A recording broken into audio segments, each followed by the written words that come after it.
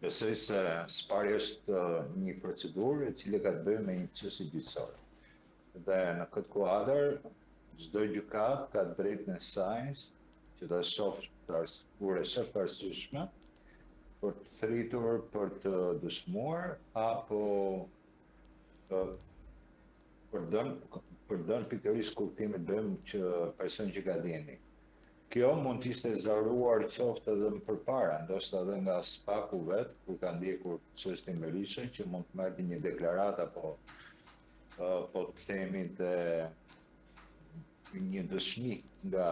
zoti Rama, do të thënë si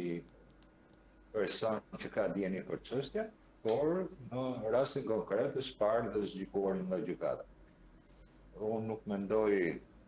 kjo duket vërtet ka marrë pesh për faktin se është hera parë që mund të thritet për dëshmuar një kryeministër, por që gjykoj që duhet mësohemi me këtë gjë, pasi në vetvete vetë reforma që bën drejtësia është pikërisht për të dhënë një hapësirë për të gjykuar, për të hetuar të gjitha rastet dhe për të shkuar në themel çështjeve, për të mos hapur asnjë lloj paranteze tjetër që është në shërbim të njërës palë apo tjetrës, apo në shërbim politikës siç ka qenë deri pak disa vite më përpara.